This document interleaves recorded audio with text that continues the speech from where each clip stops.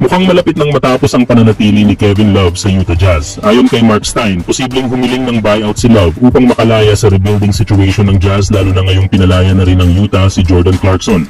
Matatandaang nakuha ng Jazz si Love mula sa Miami Heat bilang bahagi ng off-season moves nila, ngunit sa kasalukuyang direksyon ng koponan, tila hindi ito akma sa veteran forward. Noong nakaraang season sa Miami Heat, nagtala si Love ng average na 5.3 points, 4.1 rebounds at 1 assist per game sa loob ng 23 games. Bagamat hindi na ito ang all-star version ng dating Cavaliers forward, napanatili pa rin niya ang kanyang impact bilang floor spacer at rebounder habang nagbibigay din ng veteran presence sa locker room. Sa puntong ito ng kanyang career, mas mainam para kay Love na mapunta sa isang team na may contender na ambisyon, isang grupo na nangangailangan ng karanasang tulad ng sa kanya, lalo na sa postseason.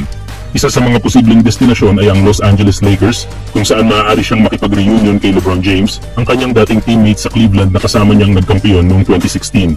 Kung nanaisin ni Love, posibleng maganap muli ang kanilang pagsasama sa Hollywood upang subukang makamit muli ang tagumpay. Samantala, tahimik pero seryoso ang off-season ni Jared Vanderbilt. Habang karamihan ay nagpapahinga, abala si Vanderbilt sa paghasa ng kanyang shooting, ang isa sa pinakamalaking kahinaan ng kanyang laro. At ngayon, sa ilalim ng bagong head coach ng Los Angeles Lakers na si JJ Redick, swak na swak ang direksyong tinatahak niya.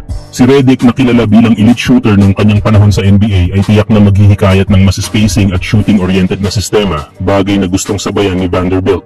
Noong nakaraang season, limitado si Vando sa 36 games lamang dahil sa sunod-sunod na injury, kabilang na ang issue sa kanyang heel at foot.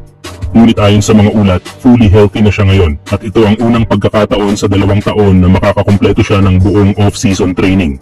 Sa isang panayam, inamin niyang sobrang excited siya na makapag-focus sa development ng kanyang laro, lalo na't puro recovery lang ang inatupag niya noong mga nakaraang tag-init. Statistically, may career average si Vanderbilt na 5.5 points, 6.1 rebounds at 1.1 steals per game, na may 50.9% shooting sa field.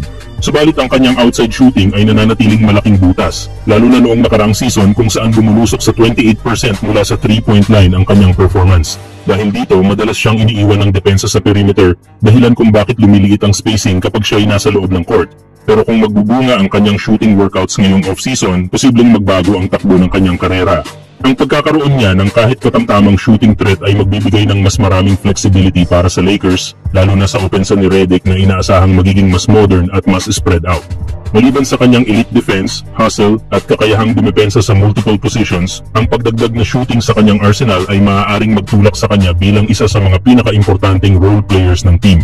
Samantala, mas pinagaan ang katawan, mas pinabilis ang laro at mas seryosong depensa. Ito yung bagong version ni Luka Doncic matapos pumirma ng 3-year, $165 million na kontrata extension sa Los Angeles Lakers. Ayon sa kanya, hindi lang basta scoring ang kanyang iaambag, kundi mas buo at mas disiplinadong laro, lalo na sa depensa.